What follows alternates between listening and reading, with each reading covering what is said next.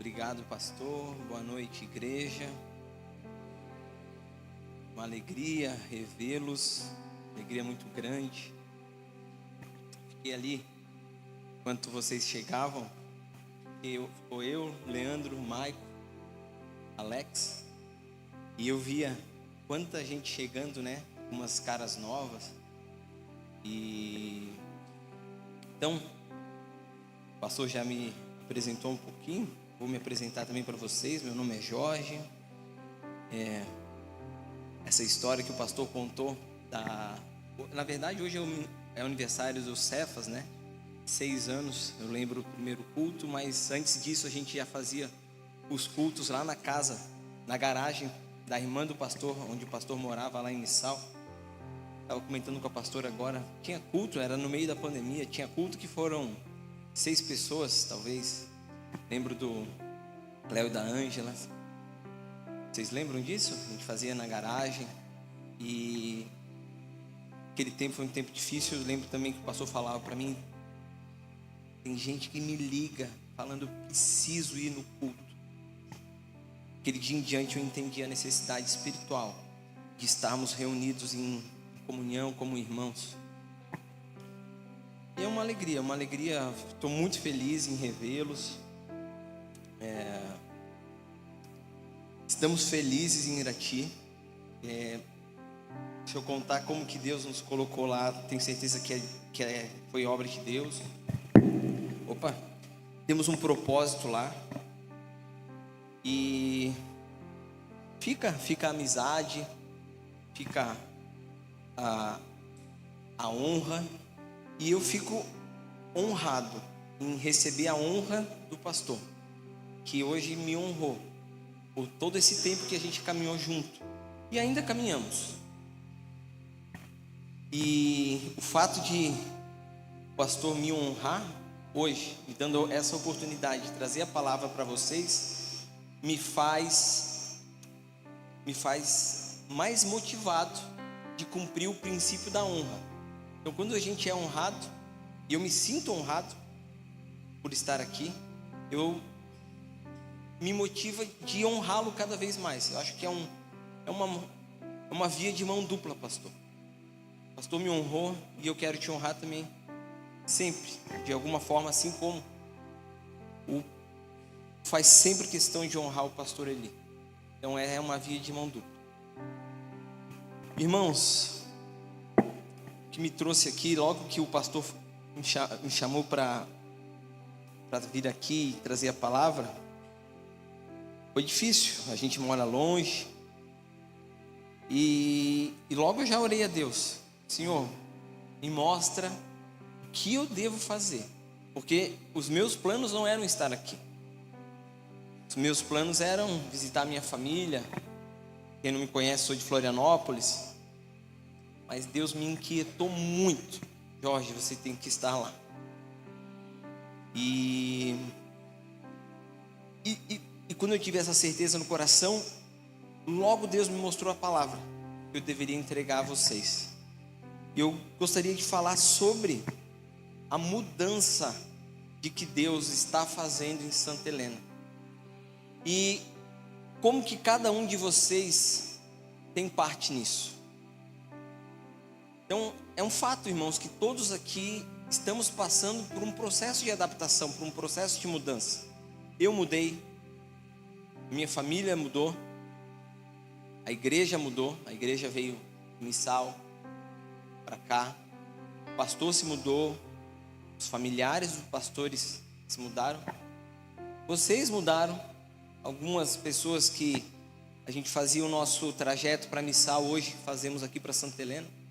Isso tudo é um processo de adaptação, porque estamos no início dessa mudança, mas que Deus já está trabalhando em Santa Helena e a gente consegue perceber a mudança. Isso é um fato. Isso é um fato. Deus está trabalhando em Santa Helena e a gente precisa reconhecer isso, esse trabalho de mudança. E a pergunta que eu quero fazer para vocês hoje é: por que Deus está promovendo toda esta mudança? E para quê? Para onde Deus quer nos levar? Vocês já pararam para pensar, por que essa mudança? Por que tanta gente está vindo? Por que a igreja saiu lá de Missal, veio para cá? Por que cada dia, domingo após domingo, mais gente vem para a igreja? Às vezes eu acompanho o culto pelo YouTube e eu vejo que todo domingo tem um membro novo sendo apresentado. E esse domingo, mais uma vez, então, por que essa mudança? Por que esse crescimento? E a resposta é uma só. Deus está mudando Santa Helena e quer usar cada um de vocês para juntos mudarem também. E mudarem a história de Santa Helena. Então eu quero falar sobre 3 coisas hoje. Que realmente Deus quer, Deus está promovendo essa mudança em Santa Helena. Segundo, que existe uma responsabilidade nossa, minha e de vocês, de escolherem fazer parte dessa mudança.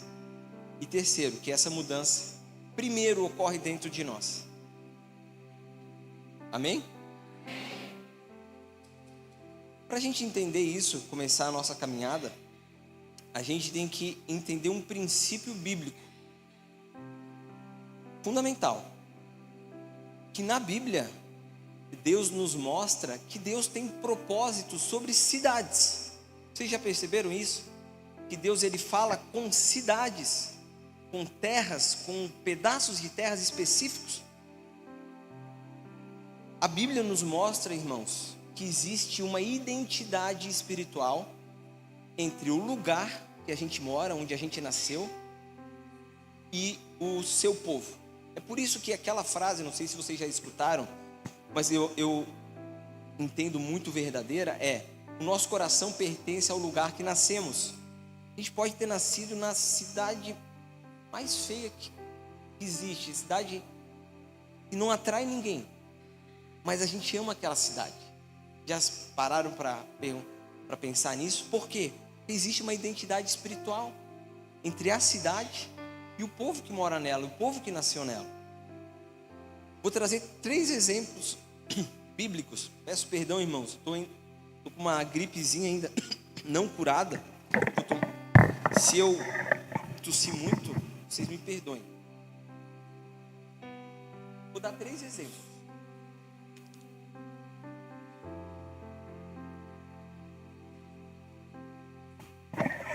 Vocês conhecem o primeiro, é lá do livro do profeta Jonas.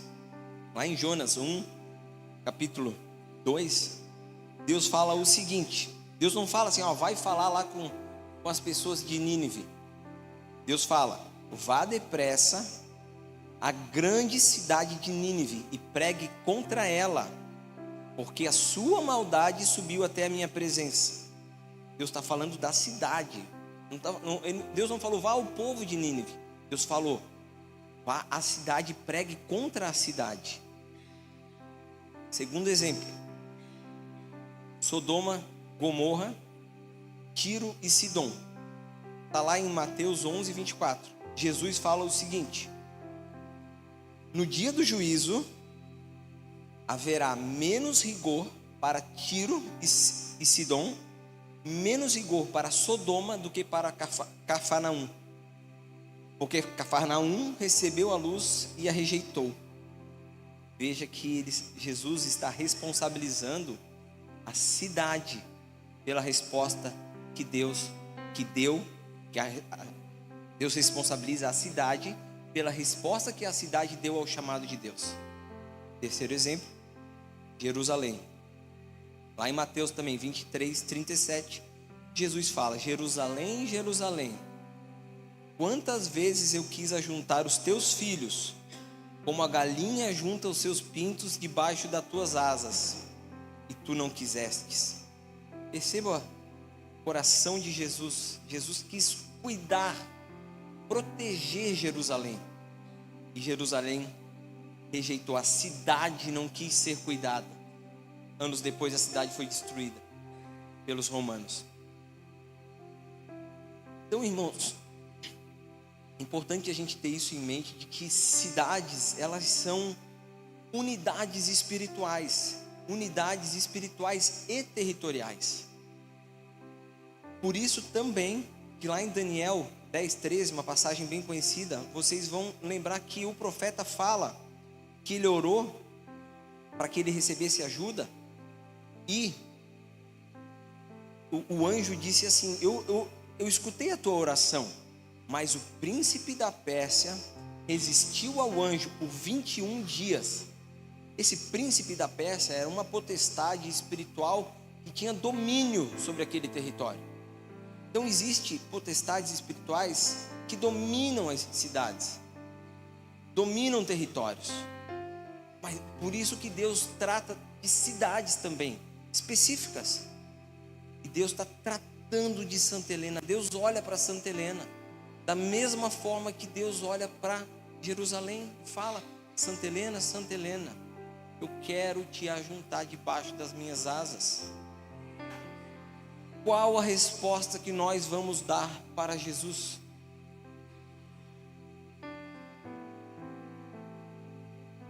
E existe uma promessa que Deus fez sobre essa questão de curar, restaurar territórios, cidades, pedaços de terra específicos. Está lá em 2 Crônicas, uma passagem muito conhecida, irmãos. Vocês não precisam abrir a Bíblia, todo mundo conhece essa passagem.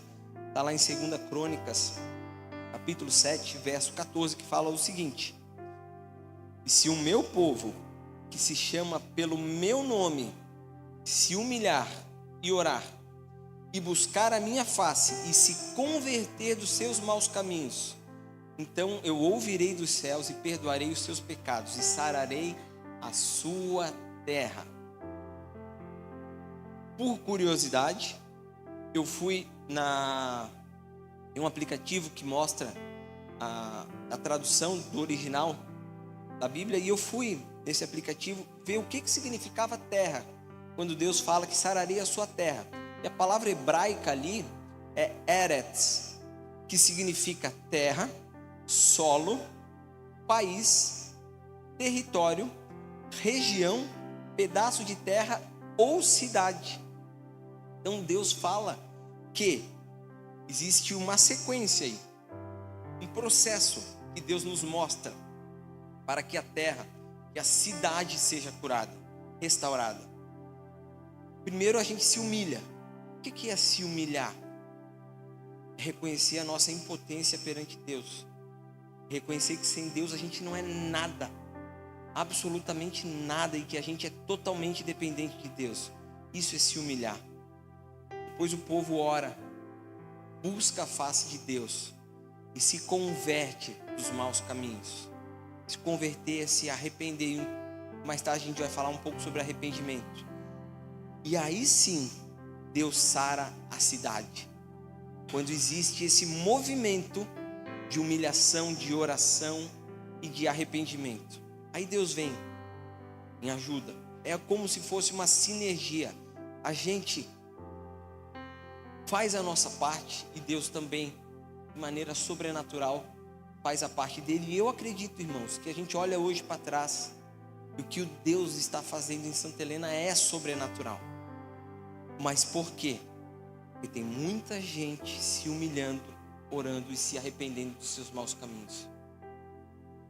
Irmãos, se Deus quisesse, Ele poderia curar Santa Helena ou qualquer outro lugar num passe de mágica. Deus é onipotente, vocês sabem disso.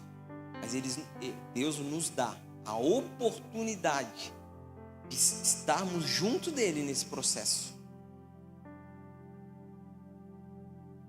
Certo? Amém? Irmãos, eu quero falar agora. Eu tenho um pouco de receio até de dizer, mas eu acredito que a palavra que eu queria usar não era bem autoridade. Tenho autoridade para falar isso, não, porque dá aquela impressão que eu posso falar isso porque eu fui juiz. Não tem nada a ver com isso, nada a ver. Eu fui juiz daqui em Santa Helena. Mas eu posso falar isso que eu vou falar para vocês, que me entristece, porque eu escolhi morar em Santa Helena. Foi aqui em Santa Helena que eu escolhi que meu filho nascesse.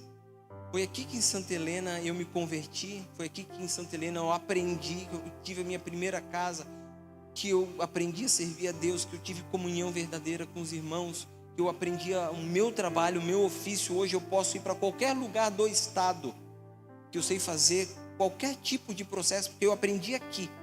Escolhi ficar 12 anos e meio para 13, 12 para 13 anos aqui. Então o que eu vou falar agora, eu falo com tristeza, mas eu acredito que eu posso falar isso. Quando eu cheguei aqui, quando eu e a Michelle escolhemos vir para Santa Helena, que eu comentava com meus colegas que eu estava vindo para Santa Helena, a reação era uma só, irmãos. Viravam a cara assim, Santa Helena, Era sempre assim. E eu fui perguntando por que não, Santa Helena é complicado, cuidado com as eleições, muita violência, mas eu não sei porquê. Hoje eu olho para trás, estava até comentando com a pastora agora, hoje a gente olha para trás, esses 12 para 13 anos que a gente ficou aqui, e a gente viu que foi Deus que nos manteve aqui. Teve um propósito que no meio ali talvez a gente nem entendeu, porque a gente foi ficando, fomos crescendo em unidade, encontramos uma igreja, e eu acho que a gente fez parte desse processo por um propósito. E aí eu cheguei em Santa Helena, conheci muita gente, e a impressão era a mesma. Os próprios cidadãos, os próprios naturais de Santa Helena, aqui é uma cidade violenta. Eu tinha um tio, inclusive, que já faleceu. Ele é paranaense, ele é casado com a irmã da minha avó. Nossa, até uma tristeza de falar isso, mas ele falava assim: Jorge, Santa Helena.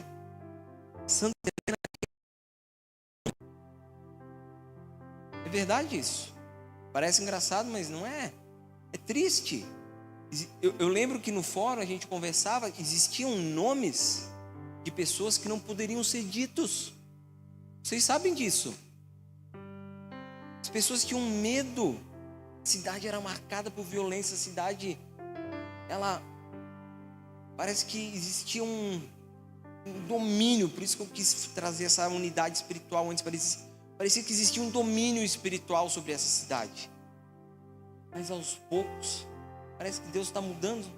Vocês olham para trás hoje um pouco, e vocês percebem que há uma mudança? Vocês conseguem perceber que Deus está trabalhando?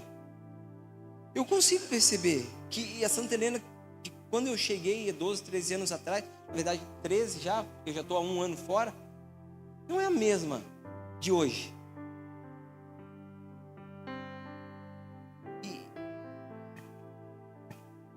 Então, chegou a hora, irmãos, chegou a hora. Deus não fez esse movimento inteiro de pessoas, de igreja, inclusive de tirar pessoas, de abrir os caminhos, de colocar gente. Deus não fez isso por acaso. Deus não faz nada por acaso. É um momento de nós conquistarmos essa cidade para Jesus. E Deus chama cada um aqui para fazer parte desse processo. E meditando sobre essa palavra, me veio o livro de Atos à mente, quando Pedro e João foram recolhidos ao sinédrio, que os mestres da lei já tinham falado para Pedro: vocês não podem mais falar do nome de Jesus. Aí Pedro falou: quem devemos obedecer, aos homens ou a Deus?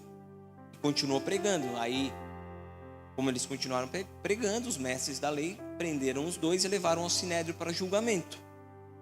E os mestres da lei queriam matá-los. Vocês lembram dessa passagem? E veio Gamaliel, um mestre de Paulo, o maior dentre eles, e falou o seguinte, em resumo: deixem eles ir. Já teve outros aí que falaram em nome do Cristo, mas eles morreram e o movimento deles acabou. Então, se o movimento deles é de homens, eles vão morrer e o movimento vai acabar. Mas agora, se é de Deus, quem poderá segurá-los? Quem é capaz de lutar contra Deus? E é isso que Deus está. Quem é capaz de lutar contra Deus? Quem é capaz de lutar contra o que Deus está fazendo sobre essa cidade? E a pergunta então a se fazer não é se Deus vai trabalhar, vai restaurar, porque já está restaurando. A pergunta a se fazer é: quem vai fazer parte desse processo? Amém?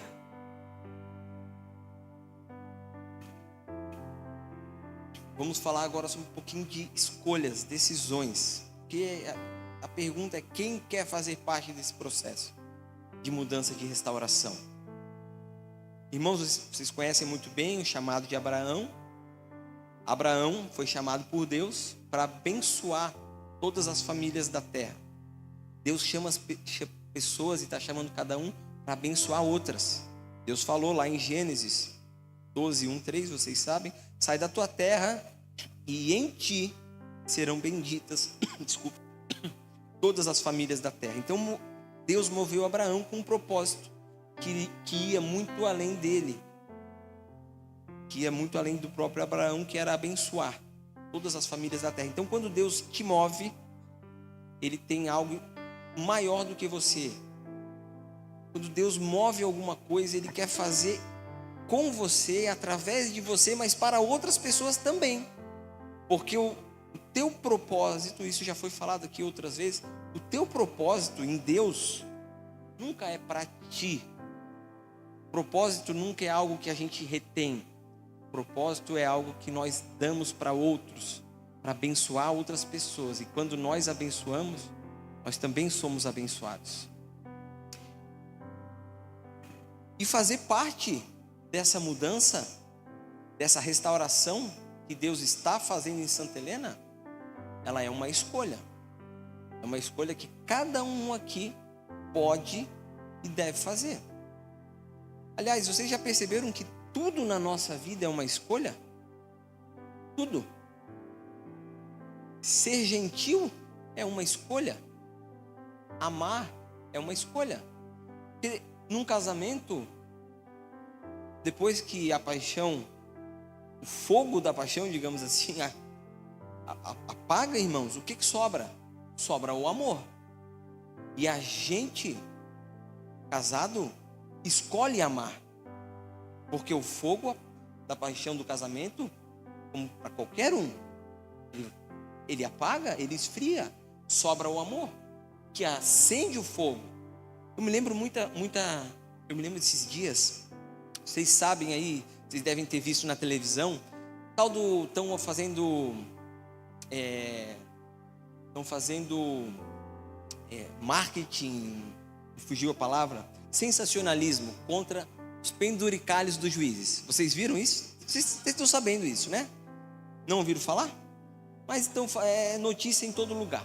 Enfim, lá no grupo dos juízes, um colega falou o seguinte: a pessoa que trabalha lá em casa, até a pessoa que trabalha lá em casa veio me questionar sobre os penduricalhos.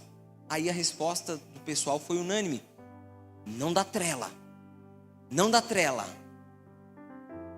E eu pensei comigo: não, pô, mas eu sou tão gentil com as meninas. Tem 2 meninas que trabalham lá em casa. Eu sou tão gentil com elas. Elas chegam lá em casa, Michele sabe, eu preparo o café para elas, eu tomo café com elas, faço chimarrão, convivo. Pensei, pode até ser que a melhor estratégia, pensando como homem, como carnal, né, para evitar problemas, digamos, seja realmente cada um para o seu canto. Não falo, não vem aqui na minha casa, faz o teu serviço. Mas eu escolhi ser gentil com elas. Eu escolho ser gentil. Então tudo na nossa vida é uma decisão. Uma decisão que nós temos que tomar. Escolher. E interessante é que Jesus, Ele não obriga ninguém a segui-lo. Seguir Jesus é uma escolha. Veja o que Jesus fala. Vocês vão lembrar. Em Lucas 9:13. Lucas 9, 23, desculpa. Jesus fala o seguinte: quem quiser seguir-me, deve negar-se a si mesmo, tomar a sua cruz diariamente e então me seguir.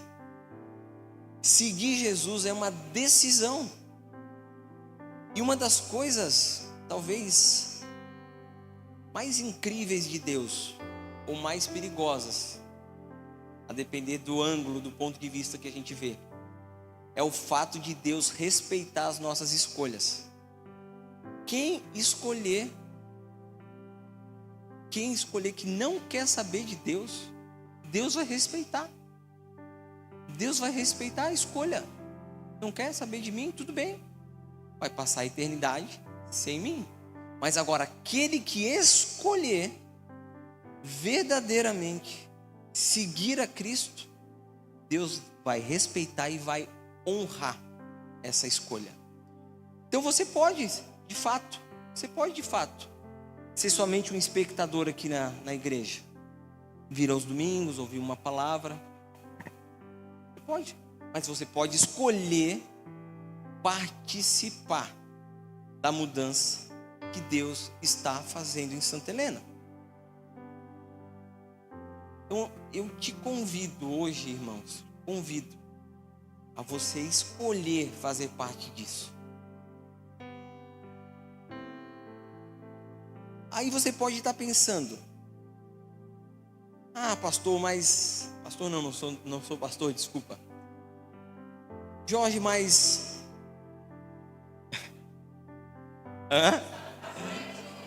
Preletor. Brincadeira, irmãos. De fato, eu não sou pastor, tá? Mas você pode estar pensando: mas Jorge, eu não sei pregar. Como que eu vou fazer parte disso se eu não sei pregar? Se eu tenho dificuldade para falar de Jesus? Aí está um equívoco, irmãos, que paralisa muita gente na igreja. E vamos tentar desvendar esse equívoco. Primeiro de tudo, vocês já pararam para pensar que às vezes a gente está aqui na igreja e às vezes vem um casal, vem a mulher, vem a esposa, o esposo fica em casa. Ou vem o esposo e a esposa fica em casa. Ou qualquer parente próximo de vocês. Já aconteceu isso com vocês? De vocês estarem ouvindo uma palavra e vocês pensarem assim: eu queria muito que o fulano estivesse aqui para ouvir isso. Acho que já aconteceu com todo mundo, né?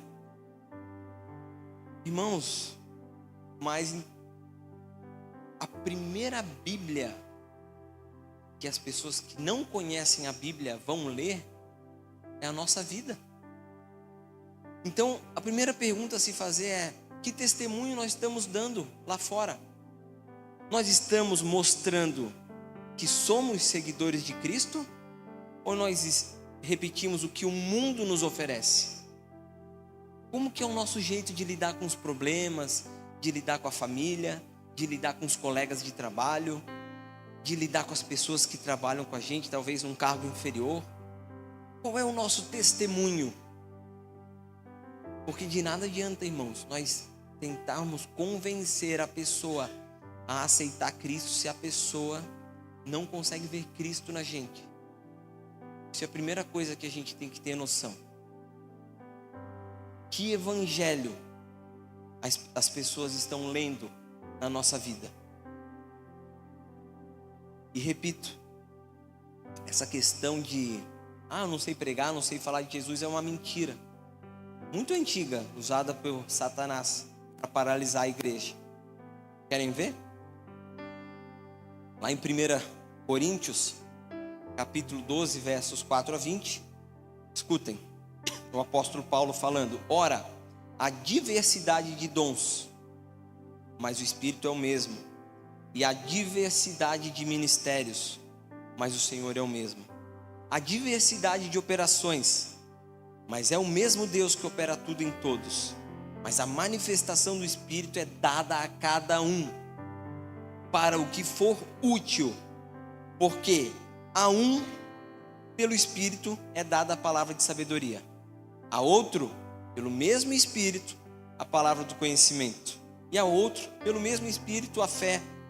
Pelo mesmo Espírito, os dons de curar. E a outro, a operação de maravilhas. E a outro, a profecia. E a outro, o dom de discernir os espíritos. E a outro, a variedade de línguas. E a outro, a interpretação das línguas. Mas um só, e o mesmo Espírito opera todas estas coisas, repartindo particularmente a cada um como quer. Porque assim como o corpo é um e tem muitos membros, assim é Cristo também.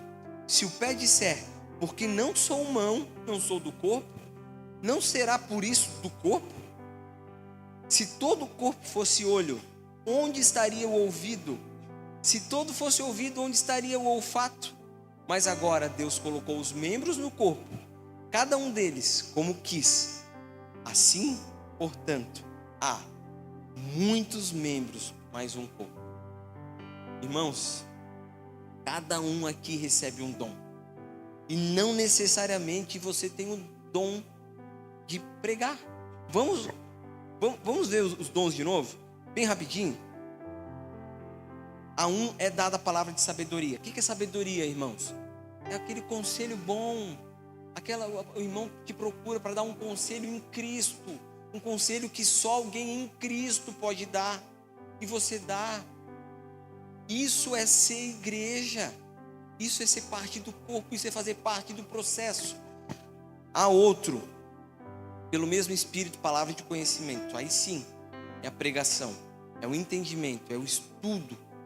E a gente é capacitado por Deus para pregar para os irmãos a palavra do conhecimento. Mas há outro, pelo mesmo Espírito, a fé. O que é a fé, irmãos? Às vezes a pessoa chega para ti e parece que a vida dela está com um problema enorme que não tem mais solução. Você ora com ela, você abraça ela e fala: irmão, vai dar certo. Eu confio que vai dar certo. E aquilo ali acalma o coração da pessoa.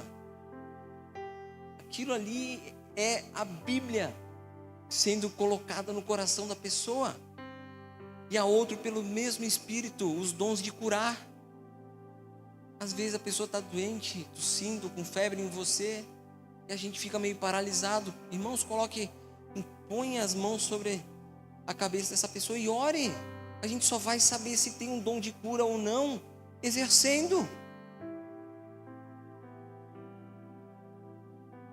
A outro, a operação de maravilhas, milagres.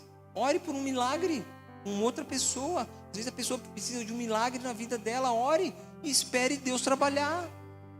E espere acontecer. Faça a sua parte. E espere Deus fazer a dele. Mas se a gente não fizer, se a gente vai ficar travado, Deus não pode agir. E a outro de profecia.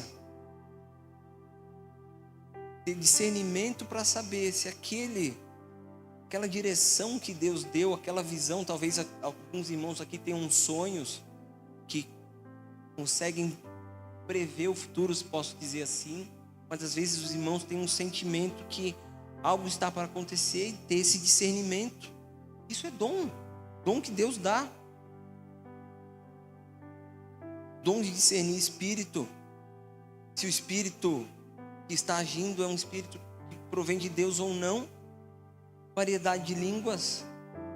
Eu lembro aqui quando eu fiz o último encontro, a Esther está aqui? Eu lembro quando a gente fez o último encontro, eu e a Michele, que a irmã Esther foi cheia do dom de línguas. Fiquei maravilhado. Dom de línguas, irmãos, e o outro é o dom de discernir a língua. Procurem os dons. Procurem. O próprio Pedro confirma isso, lá na primeira carta de Pedro, 4, de 10 a 11. Cada um administre aos outros o dom como o recebeu, como bons despenseiros da multiforme graça de Deus. Se alguém falar, fale segundo as palavras de Deus. Se alguém administrar, administre segundo o poder que Deus dá, para que em tudo Deus seja glorificado por Jesus Cristo, a quem pertence a glória e o poder para todos sempre. Amém? Então é o seguinte, cada um administre aos outros o dom que recebeu. Então a promessa é que cada um vai receber pelo menos um dom de Deus. Cada um aqui. Não é para os mais capacitados, não é para o pastor, para os presbíteros, para quem vem aqui no púlpito ou para quem está lá na frente, é para todos. Todos vão receber um dom, se buscarem. Segundo, dispenseiro, como fala ali a carta de Pedro, é que você é um mordomo. O dom não é seu, o dom é de Deus, e Deus colocou em ti para que você alcance outras pessoas através desse dom. E terceiro, para que em tudo Deus seja glorificado por Jesus Cristo. Então, a finalidade última do dom é a glória de Jesus. Mas nós precisamos buscar esse dom, para que sendo usado, cada um aqui se fortaleça. Cada um aqui se fortalecendo, cada um aqui mudando, se arrependendo, a cidade vai mudar a história. Deus já está fazendo isso. Amém? Terceiro, irmãos, e já talvez caminhando para o final. Essa mudança que Santa Helena está passando, e que Deus ainda vai fazer muito, irmãos. A gente estava orando aqui mais cedo, o pastor falou o seguinte: se em 6 anos, Deus, através da gente, de vocês, se em 6 anos, Deus já fez coisas maravilhosas nessa cidade, imagina daqui a 10, daqui a 15 anos, a gente vai olhar para trás e tudo vai ser novo. A questão é, quando a gente olhar para trás e tudo for diferente daquilo que era, o que nós vamos falar com nós mesmos? A gente vai poder dizer que fomos parte disso, ou a gente vai ser só espectador? E aí que eu quero chegar nesse terceiro ponto, para a gente participar verdadeiramente dessa mudança que Deus está fazendo. A primeira mudança que tem que acontecer é dentro do nosso coração, porque não se cura uma cidade carregando feridas, não se perdoa as pessoas não se perdoando, ou Deus não consegue perdoar as pessoas, e aí não consegue trabalhar se nós primeiro não perdoamos. A mudança, então, ela precisa começar dentro de nós. Por quê? Porque não adianta nada Deus fazer essa mudança, nós mudarmos de igreja, mudarmos de, enfim, se nós permanecermos os mesmos. Não adianta mudar para continuar igual. Então a primeira mudança começa dentro do nosso coração. E essa mudança dentro do nosso coração começa com uma escolha. Eu escolho mudar. Trazendo um exemplo bem rapidinho, que não tem muito a ver com a palavra, mas eu lembro, eu era um adolescente comum, morei a minha vida inteira em prédio, gostava de jogar futebol e brincar com os amigos. E quando eu fiz a faculdade de Direito, quando eu passei no vestibular, eu não gostava de ler, eu não gostava de leitura. Mas eu me lembro que eu pensei assim comigo mesmo: um instrumento de trabalho do operador do direito é a leitura. Sem a leitura, aquele que trabalha com direito não consegue se desenvolver. Então eu preciso aprender a gostar de ler. E eu me lembro muito bem, muito claramente, que eu fiz essa escolha, eu tomei essa decisão de aprender a gostar de ler. Eu me lembro muito bem também que eu comecei lendo jornal. Eu lia tudo que é jornal. Lá em Floripa tinha o Diário Catarinense. Depois eu comecei a ler a Folha de São Paulo. E aí eu tomei o gosto, o hábito da leitura. Mas eu tomei uma decisão de gostar de ler. Eu não gostava de ler, mas eu decidi gostar. E cada um aqui é capaz de de tomar essa decisão em direção a Jesus, de escolher participar da mudança. Amém, irmãos? Sobre decisão, sobre escolha, eu tenho certeza que vocês conhecem a história de Josué. Lá no livro de Josué, capítulo 24, verso 15. Vou ler para vocês. Josué, quando estava entrando ali na terra de Canaã, ganhou muitas batalhas, e quando ele foi tomar posse da terra, ele era o líder dos guerreiros, ele era o sucessor de Moisés. Não quero ficar alongando muito na história de Josué, mas enfim, quando ele vai tomar posse da terra de Canaã, ele para e fala para o povo: porém, se vos parece mal aos vossos olhos servir ao Senhor, escolhei hoje a quem sirvais. Se aos deuses a quem serviram vossos pais, que estavam da além do rio, ou aos deuses dos amorreus, em cuja terra habitais, porém eu e minha casa serviremos ao Senhor. Moisés estava exortando o povo a tomar uma decisão, a fazer uma escolha hoje. Não é amanhã. Não é amanhã. É hoje. Não é, quando meu casamento estiver bom eu escolho, eu vou pensar. Quando eu parar de fumar eu escolho se eu quero. Quando eu tiver um emprego bom. Irmãos, é hoje. Deus coloca na frente de vocês 2 caminhos hoje. Cabe a vocês, a nós, a mim e a vocês escolher. Que caminho nós escolheremos? E a escolha é hoje, e a escolha é pessoal. Você não pode fazer pela sua esposa não pode fazer por você. Sua mãe não pode fazer por você, o seu pai não pode fazer por você, o pastor não pode fazer por você. A escolha é pessoal. Nós fazemos a escolha de servir ou não servir ao Senhor. E não adianta ficar com um pé no mundo e um pé na igreja. Na igreja no sentido de reunião, comunhão dos salvos. Não necessariamente uma igreja física, mas isso faz parte também. Não adianta vir ao domingo, servir a Deus ao domingo, e na segunda não servir, não escolher. Quem está com o pé, Jesus foi muito claro sobre isso. Aquele que é contra mim, não é por mim. Ou seja, tu tem que escolher ou ser com Jesus, ou ficar no meio termo, no meio caminho, é ser contra Ele. Então a gente tem que entregar todo o nosso coração, todo o nosso entendimento. Qual é o maior dos mandamentos?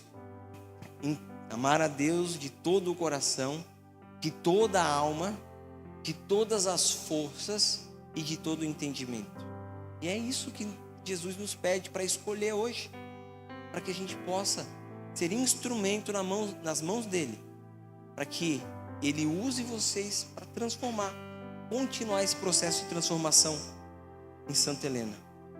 Quem escolhe a Cristo, irmãos, sendo bem claro, escolhe renunciar ao pecado. Amém?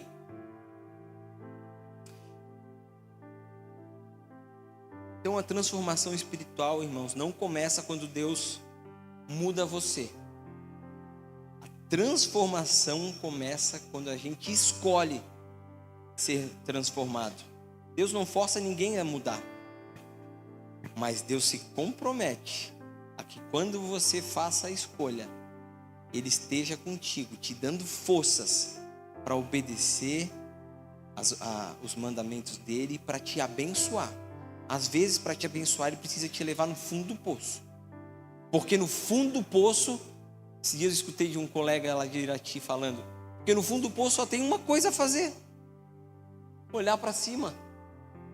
Às vezes Deus, é comum, irmãos, que a pessoa aceita Jesus e a vida dela vira de cabeça para baixo, mas é Deus alinhando as coisas, é a forma que Deus usa para alinhar as coisas. Então, se você escolhe ou escolheu Jesus e a sua vida ficou mais difícil, como diz o pastor Lamse,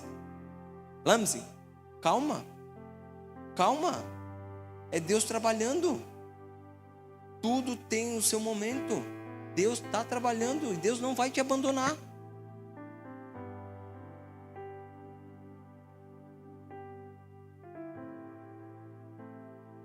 A escolha, irmãos, essa escolha de mudança de vida, é uma coisa que eu gosto muito de falar. Quem me conhece sabe que já falei diversas vezes aqui na igreja.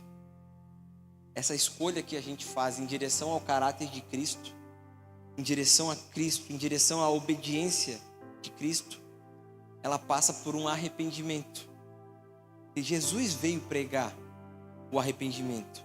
João Batista batizava para o arrependimento, mas Jesus falou muito do arrependimento. Jesus falou para Nicodemos, para nascer de novo. O nascer de novo é se arrepender, porque e eu gosto muito de falar disso. Talvez os irmãos que nunca me ouviram falar sobre arrependimento, porque a língua portuguesa, ela às vezes dificulta o nosso entendimento sobre o que é arrependimento, porque arrependimento tem vários sinônimos e um deles é remorso. E arrependimento não tem nada a ver com remorso, não tem nada a ver com olhar para trás e ficar se lamuriando pelo que a gente fez no passado. O remorso é olhar para trás, o arrependimento é olhar para frente. O arrependimento na Bíblia, toda vez que se fala em arrependimento, a palavra é metanoia. E metanoia significa mudança de mente. Ou seja, arrependimento é algo que vem de dentro da gente. É saber que o que a gente fazia antes de aceitar Jesus era tudo errado. E aí a gente começa a ter uma nova mente. E com uma nova mente, a gente tem novas atitudes, novas palavras, novas formas de agir, novas formas de trabalhar, novas formas de amar. Isso em Cristo Jesus. E a gente vai aprendendo dia após dia, porque o arrependimento também é um processo. A nossa caminhada com Cristo é um processo, mas é uma escolha. E essa escolha, Deus nos dá a graça da transformação na medida que a gente coopera com Ele. E nesse processo de arrependimento, de dia após dia carregar a nossa cruz, eu entendo. Isso é um pensamento que eu tive uma vez, já compartilhei com a minha esposa, que a igreja, a comunhão com os irmãos, é como um tubo de ensaio, para que a gente possa reproduzir lá fora o que a gente reproduz aqui dentro. Porque na igreja, irmãos, todos aqui, nós somos diferentes. Cada um tem a sua história, cada um tem a sua criação, cada um talvez tenha a sua cultura, cada um teve a sua educação, cada um tem a sua forma de pensar, de agir, de ver as coisas. Mas quando a gente tem amor por os irmãos, que a gente mesmo na diferença, a gente consegue se amar como a gente se ama aqui nessa igreja, a gente treina, fortalece os nossos músculos espirituais para a gente replicar esse comportamento que a gente tem aqui dentro lá fora. E aí é quando as outras pessoas que estão lá fora pensam, esse cara tem algo diferente. O que esse cara tem? E aí a gente chama as pessoas para Cristo através da nossa vida. Amém? E essa caminhada temos um alvo muito bem definido, que é Cristo. E se nós somos cristãos, que significa seguidores de Cristo, nós precisamos conhecer a Cristo. E onde que a gente conhece Cristo? Onde que a gente conhece Jesus? Só existe um lugar na face da terra que a gente pode conhecer o que Jesus disse, o que Jesus fez, qual foi o contexto que ele fez, o que fez, o que ele repreendeu, como que ele tratou as pessoas. Só existe um lugar, que é a Bíblia Sagrada. Então, se nós quisermos conhecer Jesus Cristo, é somente aqui, irmãos. Porque a história da Bíblia, de Gênesis a Apocalipse, é a história de Jesus nos restaurando para perto dele.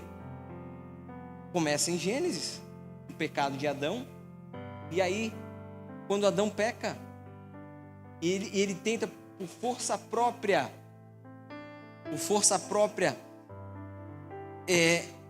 se esconder de Deus, tenta dar um jeitinho ele faz folha de figueira, mas não dá certo, né? Aí o que Deus faz? Faz roupas com peles de animais.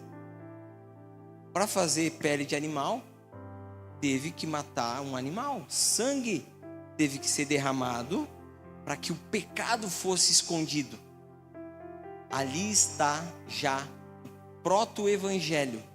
Ali está já Deus apontando que um dia viria um que iria pagar o preço, que iria morrer de maneira definitiva para pagar o preço do nosso pecado. E ele já pagou esse preço. É de graça? Não. Foi caríssimo. A boa notícia é que já foi pago. Glória a Deus. Amém, irmãos. Amém, irmãos. Então, já indo para o final mesmo. Primeira pergunta, eu queria que você agora parasse para pensar um pouquinho. Você crê? Talvez antes eu queria falar mais uma coisinha, irmãos, se me permitem. Peço até licença. Porque essa mudança que Deus está fazendo em Santa Helena, ela vai, escutem, ela vai se expandir para outras cidades. Taipulândia, Cléo e Ângela. Missal, Leandro, Mari. Vocês vão ser usados aqui. Agora, como uma experiência, um protótipo, para que vocês vão levar também para a cidade de vocês.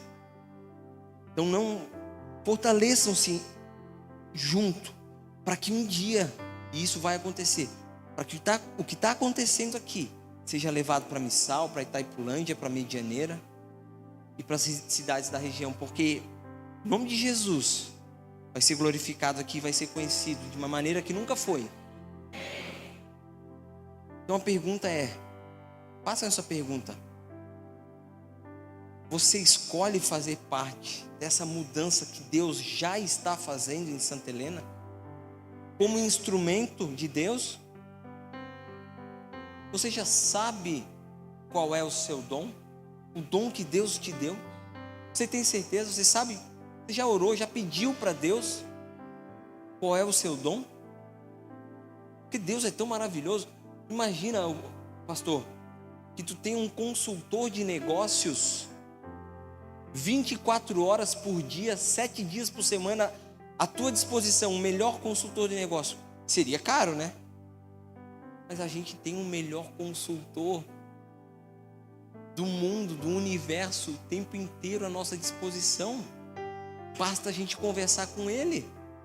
Então você já perguntou para o Espírito Santo qual é o seu dom?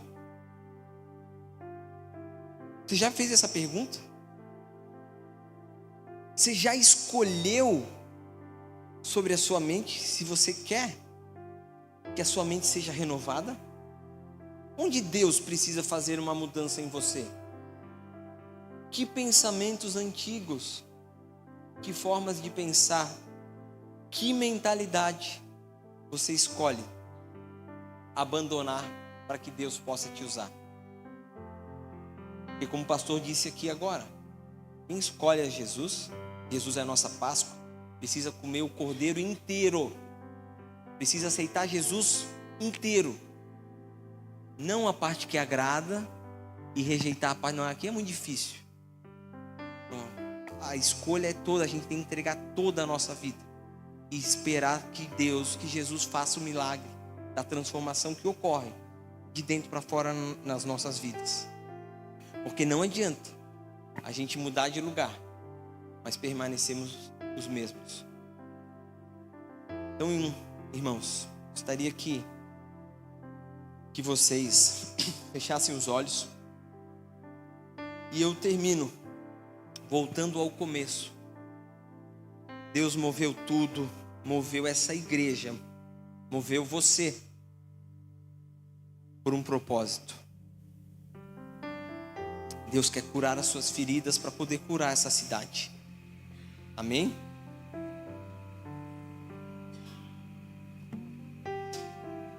Fechem os olhos, irmãos. Eu quero que vocês respondam diante de Deus, em silêncio, cada um para vocês. Primeiro, responda essa pergunta. Respondam isso, Senhor. Senhor, eu creio que o Senhor está mudando a minha história e me usando para mudar a história de Santa Helena. E hoje eu escolho fazer parte dessa mudança.